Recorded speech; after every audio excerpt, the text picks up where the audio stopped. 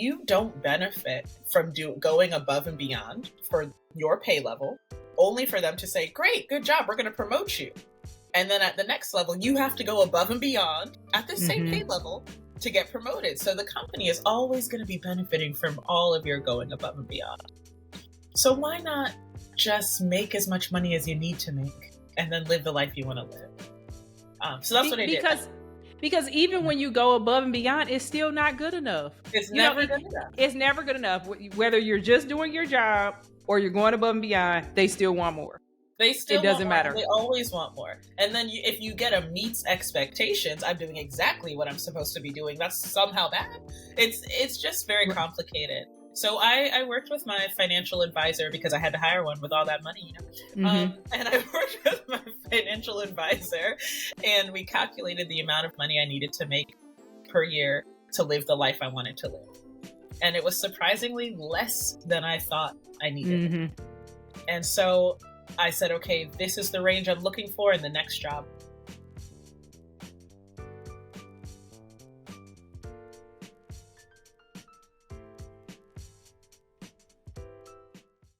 Today, I have Miss Ansa Edim.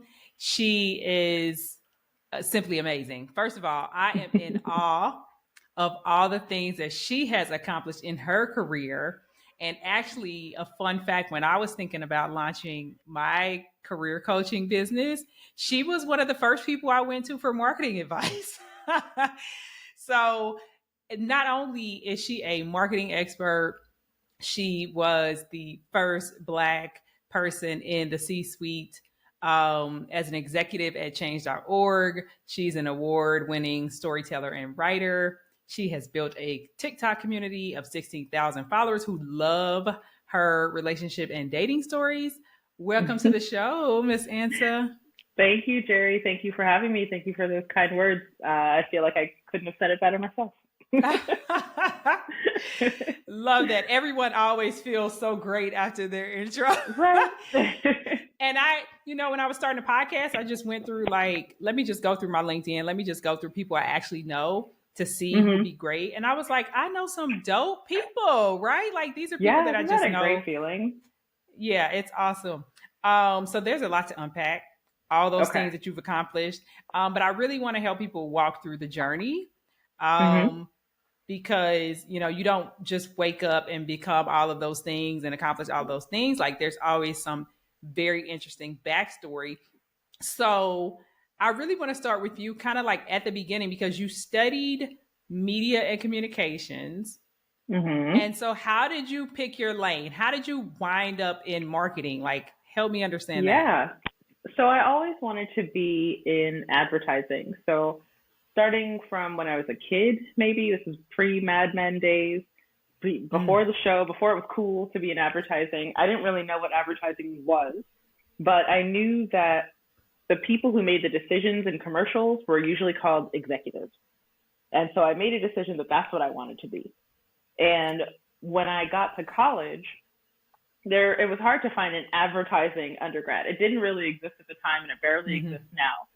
So I chose marketing because at the time in my mind, I was like, oh, these are basically the same. They're not, but they're basically the same. And I was in marketing in undergrad for a semester before I came home with terrible grades and decided to change my major and find a better major because I could not do it, only to end up in grad school in the same classes and hating it. But somebody told me that there was a school of media arts and design. I went to James Madison University in Virginia. And one of the kind of subcategories of that school was corporate communications and advertising. And you have to test into this program.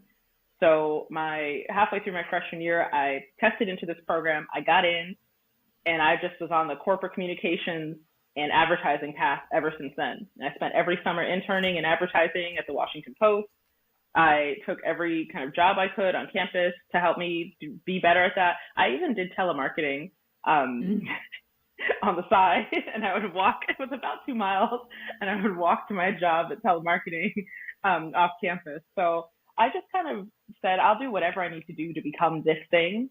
It looked interesting. There's a sociology to it. There's this how do you decide what color t-shirt someone's wearing in an ad? That really kind of piqued my interest even as a kid. Okay, so do you think you became that, or did what else happened? Because you want to become this executive. Yeah. Do you think you got it, or did you change your mind? It's funny because I did eventually get it, and I immediately changed my mind. I said, I don't want to be here. I don't want to be the person who makes all the decisions. I don't want the responsibility. I think I've found my happy medium where I have a lot of power and very little responsibility in my current job. And so throughout the journey, I kind of learned that this level I was striving for, those people don't have work-life balance. They might make a lot of money, but they don't have time to spend it. And I love spending money, and I like traveling, and I like the freedom that comes with it. So I had to really work my way up, because nobody becomes a marketing executive from day one, which slapped me in the face as this entitled undergrad. Yeah. And so I was kind of hopping from job to job looking for this next level of experience. And when I finally got there 10 years later, I kind of just looked around and said, this isn't really all it's cracked up to be. I'm making a lot of money, but it's a lot of pressure, and it's not as fun as I imagined it to be. And I wanted more fun. So how much, over the course of 10 years, how much hopping around did you have to do to get there? Ooh, quite a bit. So I think the longest I stayed at one company was 3 years. That was at change.org. Every other place I was there for anywhere between 18 months was the second longest to 3 months was, I was at a kind of a, like a Deloitte style consultancy, an Accenture style consultancy. I was at Sapient. And after 3 months of that, I was having panic attacks in the bathroom, and it was like, nope, actually, no, thank you. And it was pretty close to my first 6-figure job. And so I felt a lot of pressure because I finally made it. I was making some money, and I couldn't do it. I just couldn't do it. And the walls kind of caved in, and I said, if this is what it feels like to be making this much money, then I need to reevaluate.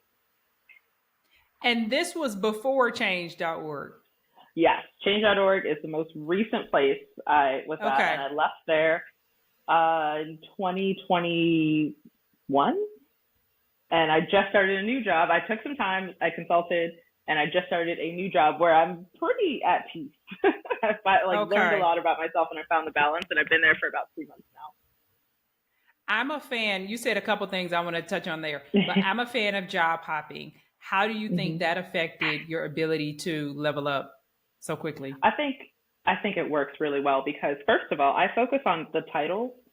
So before I left Change, it was really important to me to get that next level title. I needed a director level title because if I spent 3 years at this company and I didn't leave with a director level title, how can I get a director level title at the next job? So a lot of the moves I was making on paper looked like lateral moves, but they weren't. My strategy was that I'm working at a company, I prove my worth, I do the job for a year and a half, and then I look around and I say, okay, the next level up says they have to do these things. And I've already been doing that. So I'm just going to call myself a director. And I'm seeking director level jobs because I'm seeking a growth opportunity from my last job. And I would start just saying that, just speaking it into existence. And then I get the next level job, and my salary would double from place to place.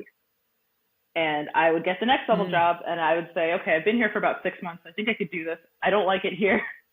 And when I look for another job, it's going to have a similar title, but maybe it's a half step up. And I say, at my last job, I managed all of this, and you're looking for someone to only manage this. I know I can do that. And so I just kind of started, I started acting like I could do the job because I had already done it. And in this last job, I know I wanted a director level job. So I changed my LinkedIn to say I was a marketing director. Who was going to stop me? I had done the marketing director work. I had that title. They don't even need to know for however briefly. But, I had been working in marketing for a decade, and a lot of marketing directors don't even have that experience. So I started to look at myself and say, okay, I fit the qualifications, and maybe I don't have all the same job titles, but I am a marketing director. And it worked. And I had two jobs competing for me, and I picked the one with the higher salary. That is so dope. I always tell, my clients or people who want to work with me, they're so afraid of doing what you did. They're afraid of, let's step back. They're afraid to say what they've actually been doing, Yeah. as a title or responsibility. There's no way they're going to put something that, a title that somebody didn't give them at some organization. So like, where did you find that? Where did you get that idea that like, this profile is mine and I'm going to tell the story the way I want to? Probably from my mom. Okay. Just, I feel like there was maybe a story she told me that at some point if you're doing your boss's job when you leave, you can tell people that that's the job that you had. If I was doing that work, right, then nobody can take that away from me, that that's the job I was doing. And so I just started saying it. So for example, one thing I do want to point out though, before I move on, is that it was rare, extremely rare, that I left a job without another job to go to. So you have to be plotting and be careful. There were times where I had, maybe a week or two between, but it was rare and pretty strategic that I always had another job lined up. So I was pretty confident in leaving most of the time. But yeah, I think I just got that confidence because I feel like my mom told me a story once about that, but it really stuck with me, that if I was doing the work, then I was doing the work. So if they're looking for someone who had a title of marketing director and my title was marketing manager, but I was doing the work that's listed here, then I was a marketing director.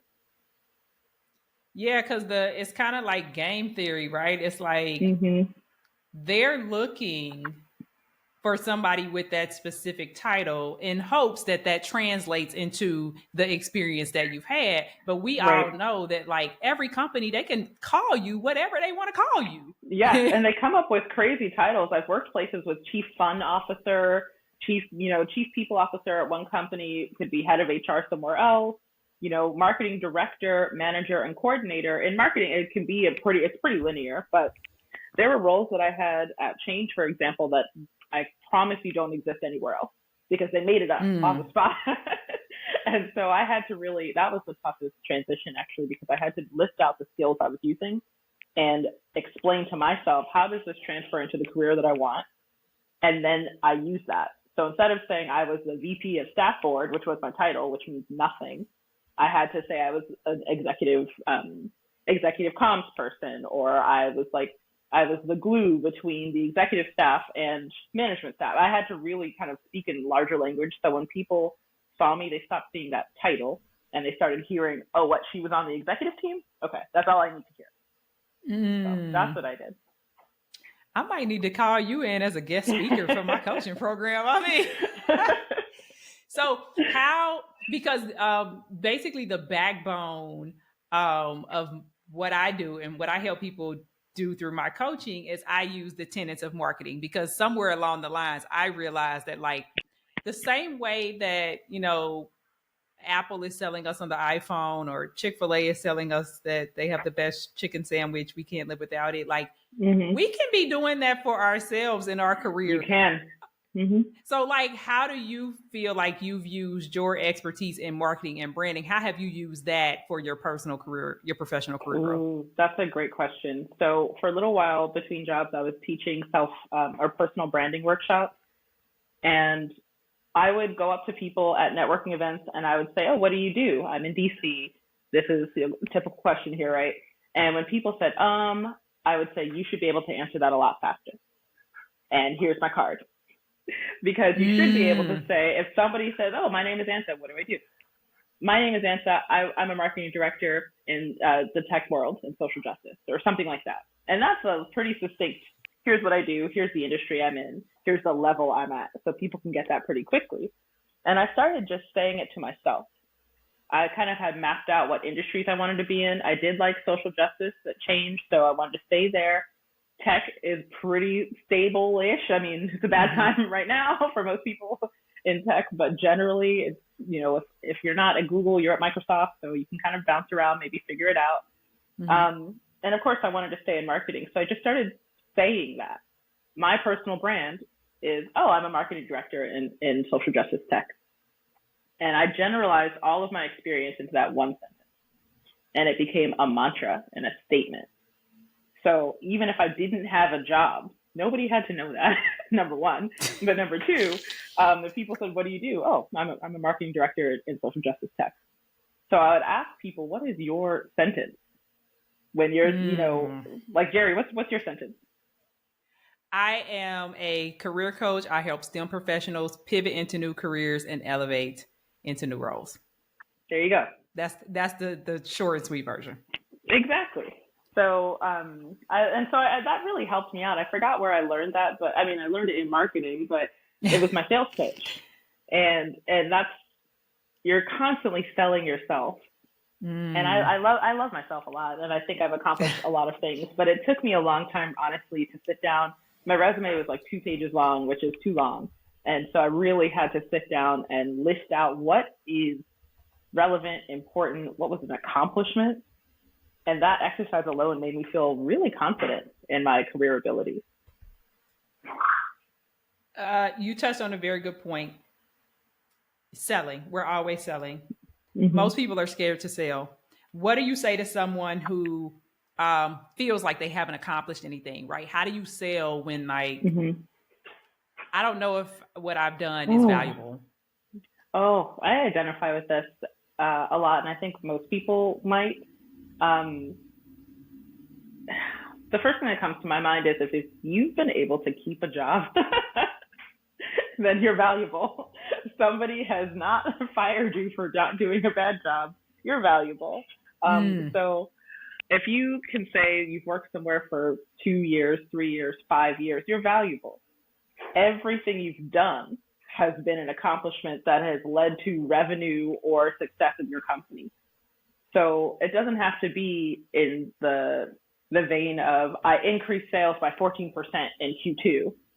It could be I devised an organization system that allowed us to be more effective as a sales team, right? And then there could be qualitative achievements. So I would ask people, which is what I did, is that I listed out the qualitative achievements. What is everything that I've done that was big to me? What are the projects I worked on? And then maybe I backtracked and said, okay, I can ask some people to help me with the metrics. Like, what was our web traffic before and after? What was like, that's the type of stuff I went and asked people for. But it's easy, I think, for people to list out, okay, well, what did I do? And then if you look at it, it's a long list of things that I'm sure everyone you've done at work. So maybe cherry pick those and say, if I were the CEO and I was looking at this list, what are the biggest things that I'd be like, oh yeah, that was really useful. And there's something on your list that is useful. That's a great exercise. When did you, like, walk me through or help me visualize the point at which you felt most successful? Like, when did you feel like I'm good at this marketing thing? I got it. Like, take me to that point. You're asking the tough question. Am I? It's because, okay. I'm going to give an example of when I was at Change. So Change.org doesn't have a marketing organization. There's no marketing team, which is very bizarre for a big tech company. But it's not that big. It's about 200 people worldwide. So it's surprisingly small. And when I joined, I noticed that they didn't have this capacity. So I just kind of made a big fuss about it. I wouldn't shut up. I just kept saying, hey, you need someone to do this, and I'm someone. You need someone to do this, and I'm someone. And so I created a marketing plan for all of Change.org. US, UK, and Australia is one group. And then we've got Asia, Latin America, and Europe is another group. And so I created marketing plans and communications that integrated all of those country communications teams together. And I looked at it and I was like, there's nobody asked me to do this. I just did it. And then I pitched it to my boss. And I said, hey, I think our social media, I started small. I think our social media would be much more effective if we actually had coordinated efforts. So here's the suggested integrated plan. She didn't really care. So I just happened to be talking to her boss. And I said, you know what's crazy? We don't have an integrated marketing campaign. And she said, yeah, it'd be really great if we could get someone to do that. And I said, oh, how interesting. And I emailed her the plan that I made. And she said, wow, this is really great. But then she didn't do anything.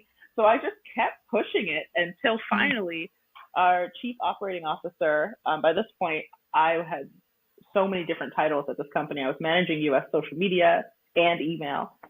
I said, I just think I should just do this for my job. And he said, okay. And I think that was a peak for me of like, if you just do it, who's going to stop you? I felt so powerful. And it did help. I think that I was, it's rare that there are Black people in marketing, especially Black women in marketing and communications as a white women kind of led space. And there aren't a lot of Black women in tech in general. So I think it helped that I was kind of like using that to my advantage. Like, oh, you have no one and you just want to hire some other white person to do this? How interesting, when I'm sitting here with the skills and you say this is a social justice organization. Interesting. So I kind of like guilted them and like twisted a little bit and just forced my way into it. I really did. That's the truth. I mean, everyone needs an answer, okay? Like, just your perspective on, I'm not going to wait for them to like roll out the red carpet and give me some opportunity. I mean, that, was totally amazing that you found an opportunity. And I think that's what people aren't doing, right? They're sitting back, they're waiting for, this list of responsibilities and like waiting on their manager to come to them with this cool project. It's like, no, go create the cool project. Yeah, create the cool project. I mean, I ever since then, I have kind of just made it my mission to be an advocate for myself and my colleagues, really. So when I saw colleagues who were doing work that didn't really fit their job description, I said, you said you wanted more video. I noticed that Sriya does video, and we hired her to do video, and she's not doing video. And that's how I ended up in the C-suite, honestly, is because they created this position of basically a staff advocate to executives. And then they decided it was going to be an executive position. But at that point, I'd made so much noise at Change that I was voted to be on the staff board. Then I was voted to be the chair of the staff board. Then they decided to create this new position and make the chair that position. And I was like, within 18 months at Change, I was on the C-suite. So it all happened so quickly, and it was because I just wouldn't shut up. I just was like, hey, I'm not being utilized effectively, and I don't want to leave because I see goodness here. So here's what I suggest. Is this feasible? And I remember at one point, my job was eliminated. My email job was just eliminated. And I found out live in front of the whole team in New York. And I sat on the train all the way up there.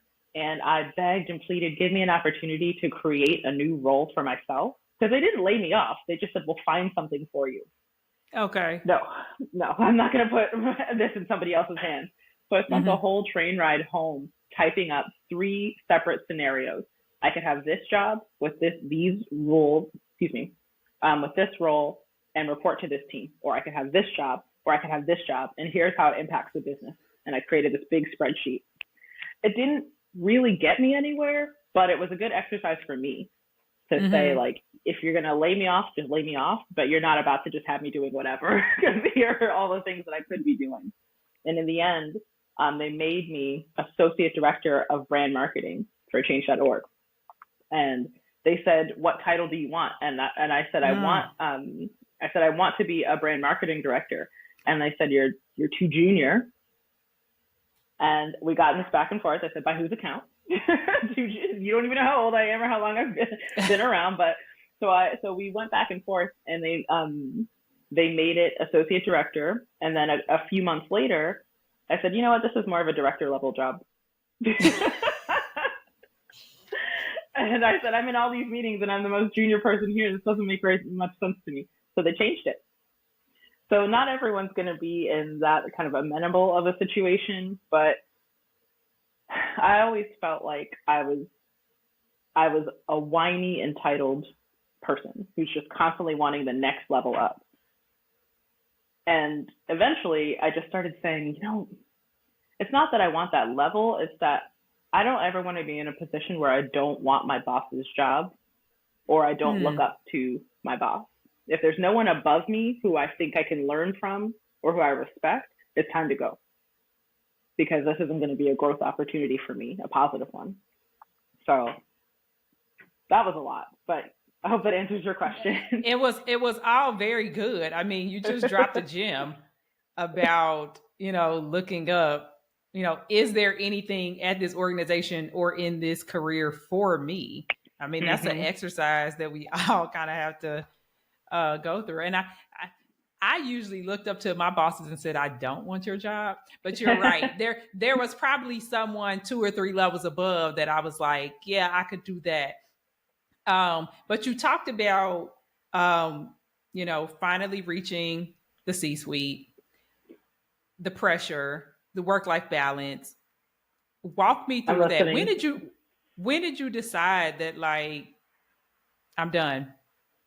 I'm just going to move my laptop actually so that I can better, hold on, let me get out of the way. You're fine. She'll edit that part out. My editor will take it out. Okay, perfect. Because I don't want the light right behind me. No, that's too dark. So, go ahead. Okay, sorry, I'm pausing. Okay, I'm gonna move back now. Actually, it's okay. Okay. So you would ask me the question about C-suite, and can you repeat the question? You mentioned that once you got there, it was too much pressure. There was no work-life balance. Because I think a lot of people, like you earlier in their career, think I want to get to the top of the food chain. Yeah. But you've been there. So kind of walk people through, like, what happened? What was the change of heart? So I lasted about 6 months. And first of all, I learned that not every company is a good company to be in the C-suite at, right? It's this dream that I'd had for myself forever wasn't really real. I mean, I was a kid, or I was in high school, when I had this imagination that this is going to be this grand thing. And then I get there, and some executive teams are really dysfunctional. Change's executive team was really dysfunctional. And I had read the 5 dysfunctions of a team, of course. I had, been managed by some of them. And I'm a very strategic person. It's like my top skill on Skill Finder, or whatever it is. I'm like, strategy is my jam. And at that level, there wasn't a lot of strategy happening. It was still in the weeds with this executive team. And so I was just overwhelmed by the kind of banality of it all. It was tedious.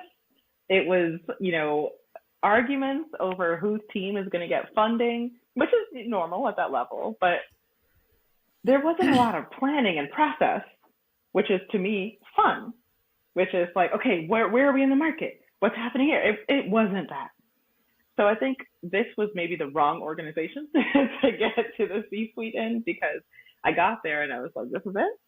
I don't want any of this. Whereas now I report to the chief marketing officer. I'm the chief of staff for the chief marketing officer at Bonterra Tech.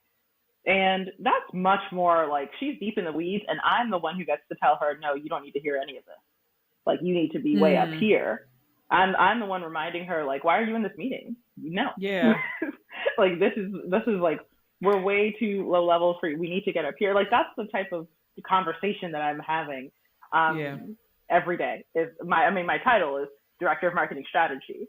So it's very much high level, where are all the pieces moving? And there are tons of products we're moving. There's a sales team that needs to be organized. There's a marketing team that needs to be organized. And at this level, I'm doing a lot more strategy than I was at the higher level. And yes, the pay is different, but I calculated that too. I calculated how much money I needed to make to live the life I want to live. And I started looking for jobs that were around that salary instead of what's the most amount of money I can make. Because those are two different dollar signs. Yeah, and I think once you get there, right, once you have doubled your salary multiple times, it becomes less and less about the money. And then it's like, what do I actually need? What do I actually need? Like, what do I, I'm grateful because the salary I was making at Change allowed me to pay off a lot of things. I bought a house. I was able to, travel and do all those things. But now I'm just like, is it worth it? No, not really. I think I'm this way in other parts of my life, with dating included.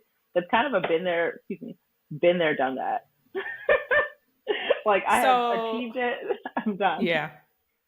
So my next question was going to be, do you think you're still climbing the ladder, or where are you on the ladder? No, I'm not climbing this ladder anymore. I'm very close to the executives, but I'm a director level, and so I have two bosses. One is the VP of revenue, and the other is the chief marketing officer. And both of them are constantly in meetings that, sorry, my nephew, I told you, was running around.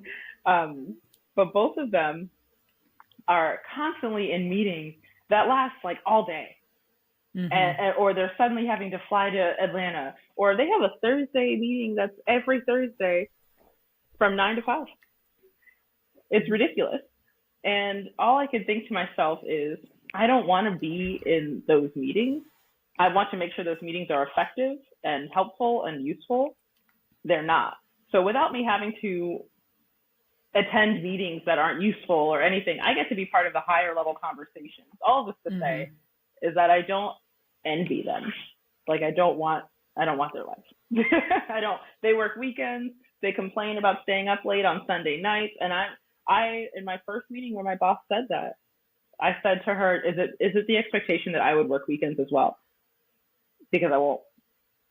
Mm-hmm. And she said, oh, no. Like I just do this because, it needs to be done and I work well on weekends. I said, okay, because I won't. So yeah. I've been able to set better boundaries for myself for sure.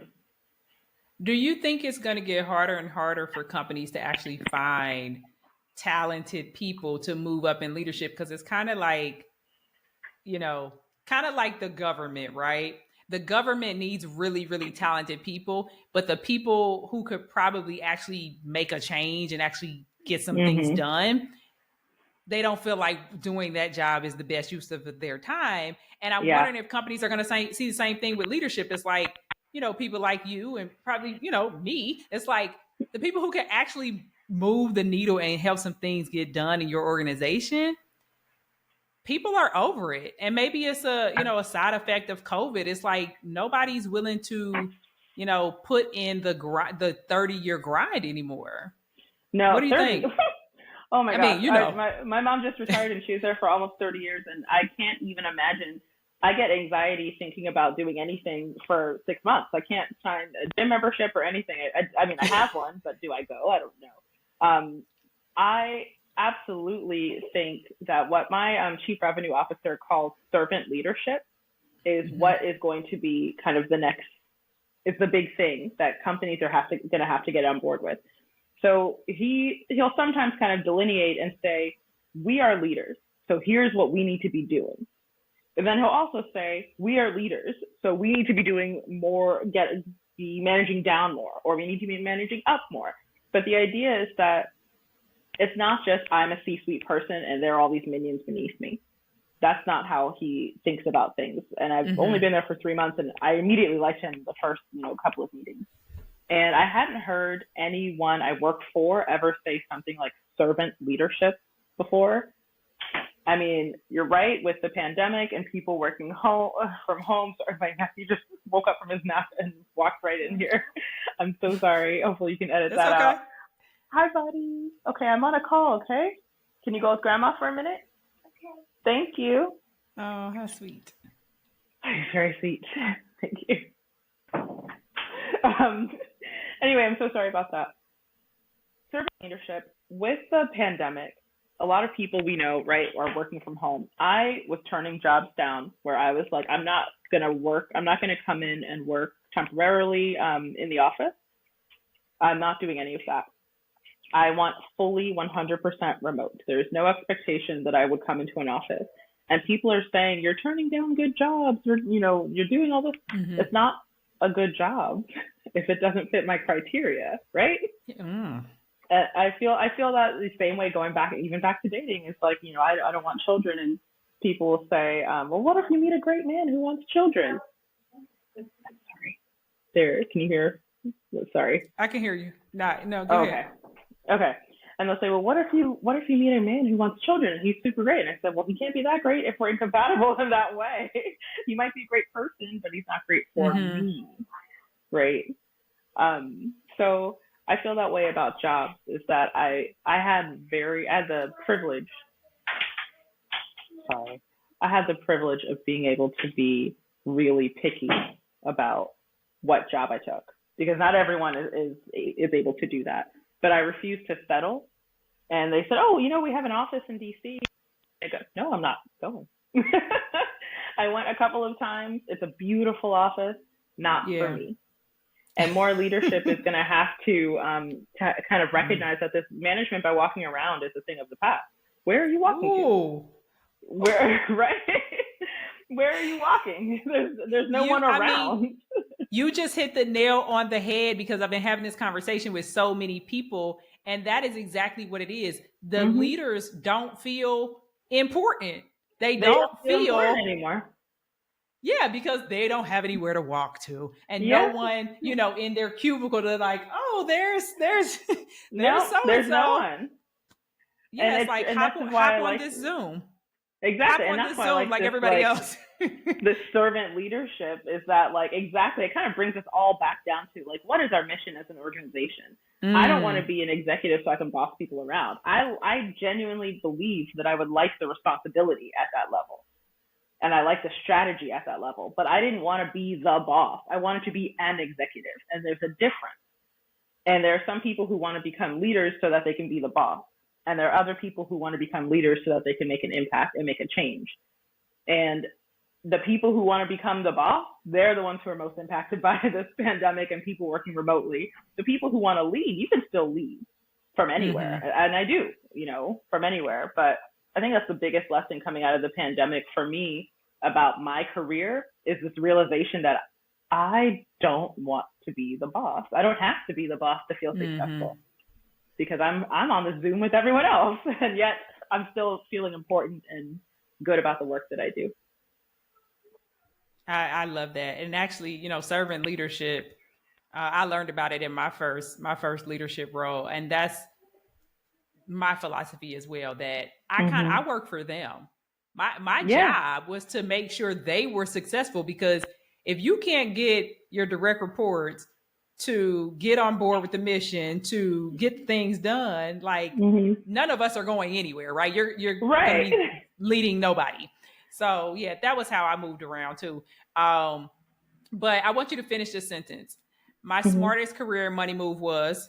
I never tell anyone if they ask what my current salary is, I lie or I don't tell them. You don't need to know. You're not going to anchor this conversation and forget what those people were paying me. They're not here. This is between you and me. So I always do a lot of salary research. And so in conversations, when they say, what are you looking for? I give them a little bit above my lowest salary request, right? So I try to anchor the conversation as early as possible, as far as negotiations go. But the biggest money move I made was when I left change.org. You were talking about constructive dismissal.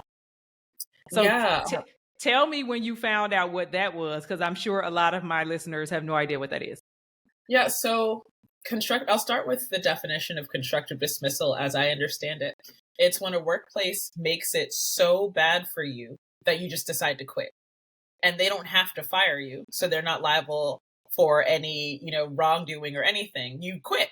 You left of your own accord.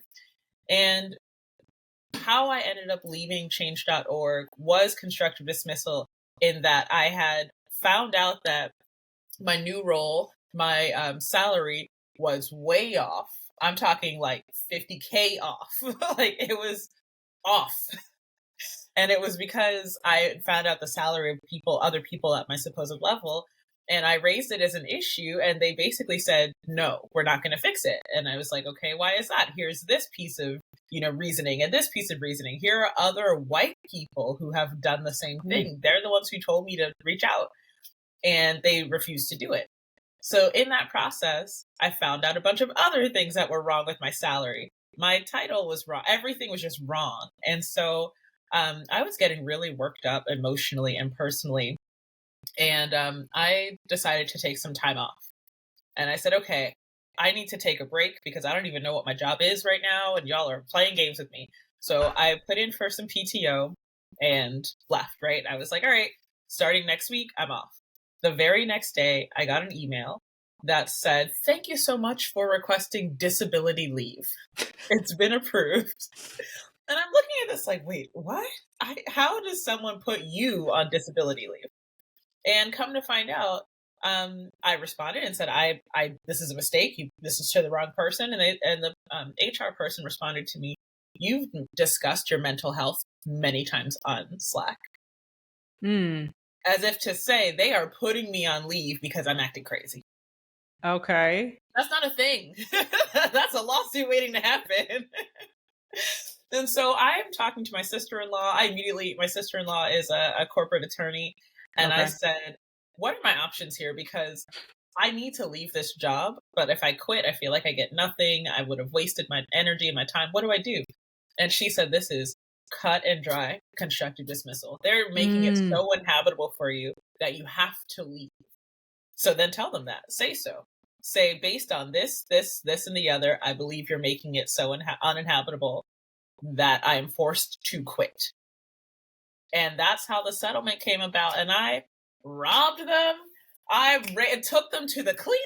I said, give me the CEO's salary for the next 18 months and I won't sue you. And they said yes.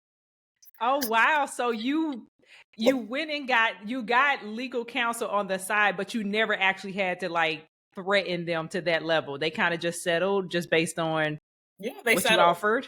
Yeah. So basically they knew I had legal counsel in that I was consulting an attorney. And I was talking to their head of legal, these were my peers too. So his name was, I won't say his name. Let's say his name was Bobby. But I was like, Bobby, what the F is this? Like, what is this? Why are you all doing this to me? So it was just so clear. And there was a union issue going on and they didn't have any true legal counsel. And I knew that. And I was and I was you were in the room, being in the room. I was in the room. I was like, I'm on the C team. I know you all don't have any legal counsel. Okay. Give me my money and leave me alone. They wasted so much money just throwing it away instead of being better.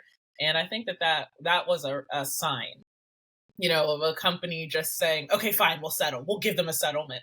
And that settlement was in the form of severance. So it wasn't like this big legal case. They just agreed on severance. And in exchange for this severance, I wouldn't sue them. Mm-hmm. Nice. Which is how the severance was written out. I didn't say I'll sue you if. I didn't have to because they knew they had really messed up. So we have to clap it up because I try to teach my clients about negotiation, but that's next level negotiation. They really, honestly, I don't think you have anything to lose if you can consult someone in the legal field or do a quick research. But if you raise it to your company and you say, I feel like this is constructive dismissal based on this evidence, see what they have to say. Because in my case, I was dealing with it was a giant company, but they really didn't know what they were doing, which is why they ended up treating me that way. No smart company is going to send you an email saying, because you've mentioned your mental health one time on Slack, we're making you stay home. That's so illegal. Yeah, without even asking you, right? Yeah, that's not a thing. You don't have to be a genius to know that that's not a thing. So, or if they refuse to correct your salary once you realize it's wrong, these are all little things where I was like, okay, I'm just gonna write this down, make a list, and then present it back to you and say, do you want to go to court over these things? No? Okay, so let's talk. You heard it here first. Ansa is the best in corporate that you pulled off some things that I've never even thought about doing. So you take the severance. What do you do next? Okay, so at the same time, I was also kind of breaking up with my boyfriend at the time. I don't remember if I talked to you about this, but I was engaged at the time and I was struggling on both ends. I had this relationship I didn't want and this job I didn't want. And I was just kind of like, I need a new life. I need to just break up with all of it. So I did that. I broke up with all of it. I bought a house, thanks to the money. Thank you, change.org. I bought a house. I bought the house I was living in with my fiance, threw him out. And I bought this house. And I kind of had this time to think to myself, what do I really want to do? I could hop to another corporate job. I could work for myself again, which I had been consulting for a while as a brand strategist. I could write my book, which I had been writing, and I'm putting this in quotes, writing for years. And I could actually sit down and actually get serious about it. And through all that thinking, I had this idea that I need to take some time to travel. I love traveling. I left the country like 6 times in the first year of the pandemic. And I didn't get COVID, and it was a huge risk. I do not recommend people take risks with their health, but I was out. I was out of here. I went on so many girls' trips. I rededicated myself to my community and my friendships. And so I went on several girls' trips with different groups of friends. I traveled by myself. I had a lot of like introspection, and I'd come to this conclusion that I didn't want to be like a corporate slave anymore. That I really wanted to prioritize fulfillment, doing the least amount of work for the most amount of money. Which, like, why didn't I think of this before? I know. Why aren't they teaching that in college? Okay, Seriously, like how do you? I don't think it's exploitation when you do that, because the way I think about it, and again, I don't remember if we talked about this the first time, but like being stuck on this corporate ladder and always fighting for the next level. I'm a Capricorn. This is just what I do. I want to be the best. I want to be at the top of my game, right? But you don't benefit from going above and beyond for your pay level, only for them to say, great, good job, we're going to promote you. And then at the next level, you have to go above and beyond at the same pay level to get promoted. So the company is always going to be benefiting from all of your going above and beyond. So why not just make as much money as you need to make and then live the life you want to live? So that's what I did. Because even when you go above and beyond, it's still not good enough. It's never good enough. It's never good enough. Whether you're just doing your job or you're going above and beyond, they still want more. It doesn't matter. They always want more. And then if you get a meets expectations, I'm doing exactly what I'm supposed to be doing. That's somehow bad. It's just very complicated. So I worked with my financial advisor because I had to hire one with all that money, and I worked with my financial advisor, and we calculated the amount of money I needed to make per year to live the life I wanted to live. And it was surprisingly less than I thought I needed. And so I said, okay, this is the range I'm looking for in the next job. I took about 8 months off of no working. I had no job. I had nowhere to be at any given time. It was amazing. It was such a privilege. Yeah. And then when I started applying, I was looking for jobs that had lots of power, lots of pay, very little responsibility. We need to. I'm gonna write that down. Yeah. Lots of power, lots of pay, and very little responsibility. And so you're like, okay, what roles are those? And I've always wanted to be a chief marketing officer. That's just my entire career has been fighting towards this. And I was looking for like director level roles, senior director, associate director level, or director and up. And then somebody suggested I should be a chief of staff to a chief marketing officer. That would help me get back into the executive teams like I was. But it's not exactly like I have a team or anything. I'm just the one pulling the strings behind the scenes. I don't want anyone reporting to me. That's responsibility, right? And visibility, right? So too much visibility. I applied. I got this. Sorry. Can you see me there? I'm with my you. sister. Hold on. My sister's calling me. You got a call coming in. Yeah, sorry. Anyway, she just wants to gossip. So I applied for this job at a tech company that was, relatively unknown, but because it's a big merger, for chief of staff to the CMO. And they were paying right in my range. I don't have a team. And I just do what's necessary. Strategy wise, I'm coordinating a bunch. We just had a summit this week, like a 2-day conference. And you know what I did throughout that 2-day conference? I did tarot readings. I made a video collage. Like I'm bringing the culture. I'm the one who's like, hey, did you complete that report we need? Great, because Lucy, our CMO, Lucy needs it. Thank you. And then I'm just kind of shimmying around. Shimmying around. I love that. That's the goal we should all have at work. At any specific time. Nobody really cares where I am at any specific time. You know, it's the perfect job. And yet I'm getting exposure, visibility, and access into this executive world without having to be the person that people report to. I don't think I would have ever entertained this type of role if I didn't have all of that time to think about it. If I wasn't so desperate, or if I wasn't desperate, like I usually would be for the next thing. For the next thing. To breathe. So you talked about having 8 months off. And you talked about wanting to write a book, but I know you went on basically a tour of doing storytelling. Tell us about that.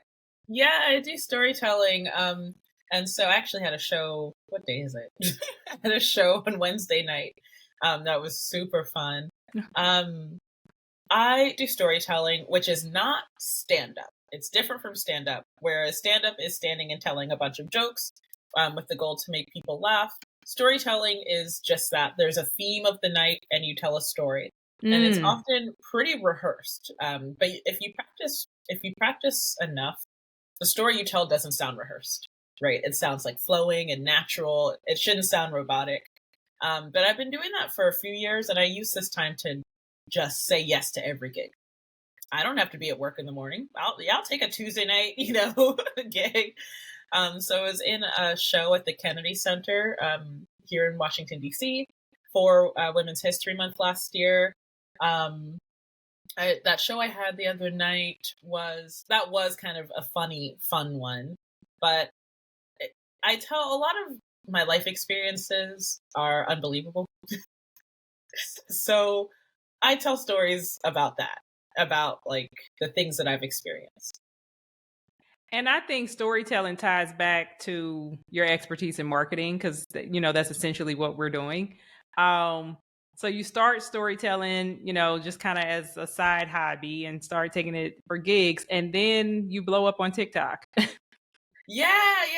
And since we last talked, actually, my goal this year is 20,000 followers, and I'm at 18,500 this morning. Wow. So, okay. Yeah, I think the last time we talked, I might have been at like 13,000. So it just keeps getting bigger.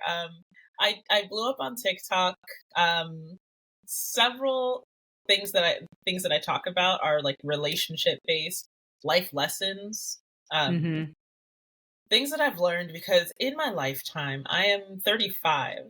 And in my lifetime, I have been married, divorced, engaged, called it off, lived all over the country, the world.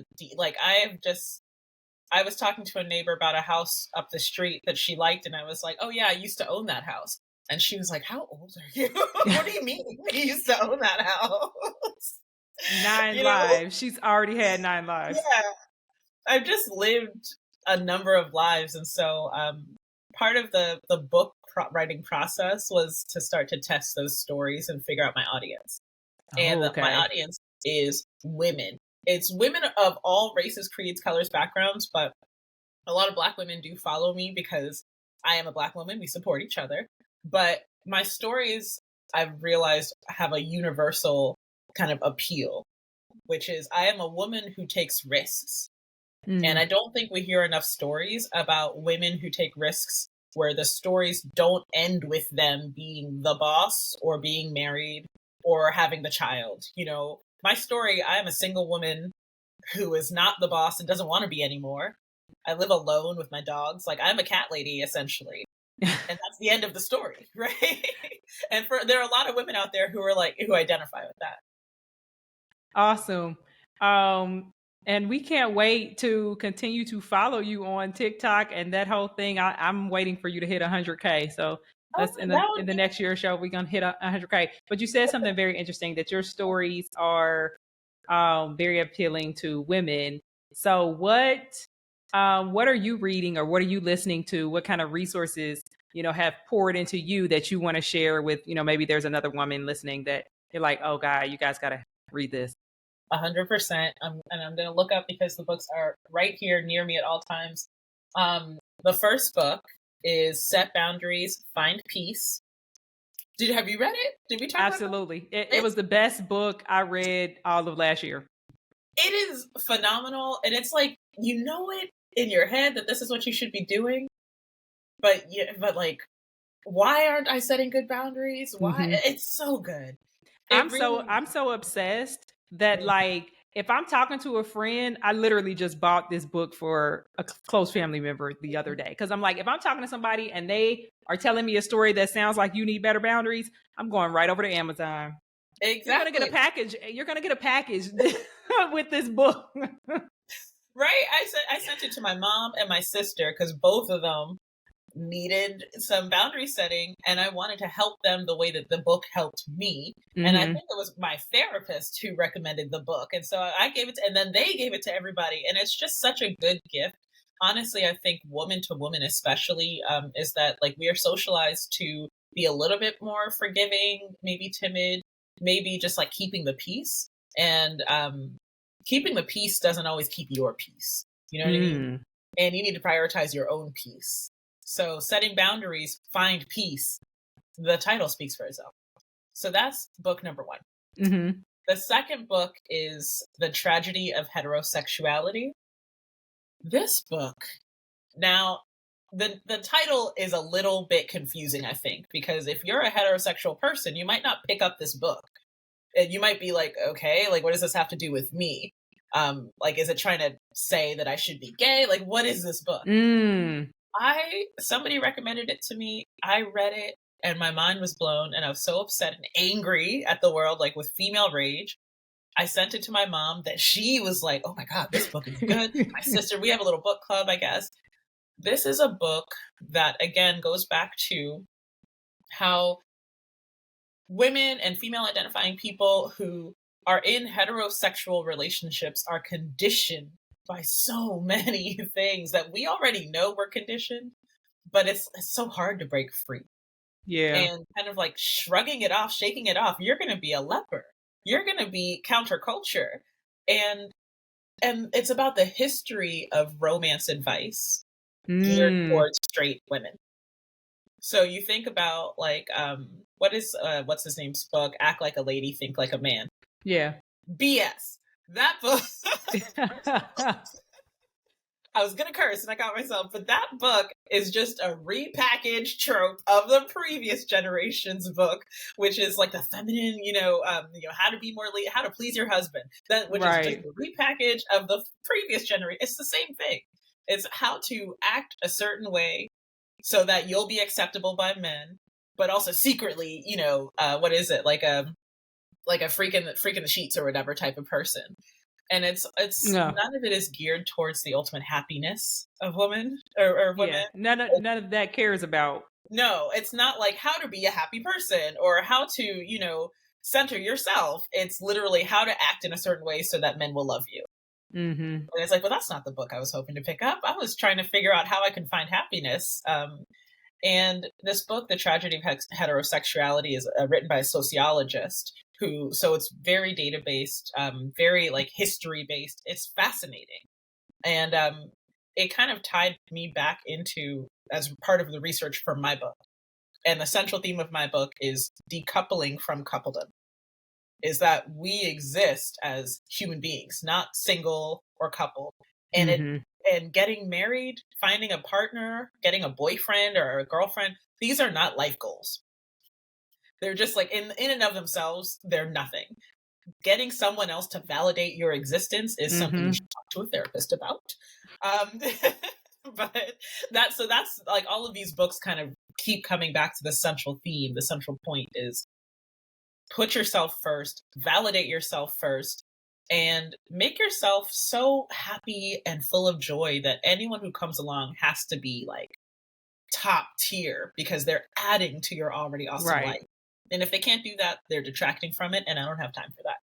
So, Man, yeah, I gotta pick up a copy of that. I'm gonna add it to my Audible it's right I'm gonna now. send it to you. Okay, because I gotta pick up a copy of that because there are a lot of constructs that we operate in that are not so pleasurable sometimes. Right, and it's helpful. It's like it's the goal of that book of the tragedy of heterosexuality. I don't think is the same as mine, which is like be single if you want to, like die happy is what I'm saying. But that book I think is to help open minds to different ways of thinking, so that you are not trapped in a structure, so that you do so willingly with all of the knowledge. I really like it for that it's for everybody. So I'll send you a copy. Okay, I can't wait. And I can't wait I'll be keeping up with you about your book as well. So how can the audience support you? So you can support me by following me on TikTok, honestly. You can get the link at my full name, ansaedim.com/everything. And that's where you'll find my latest shows, any upcoming shows, any way to contact me.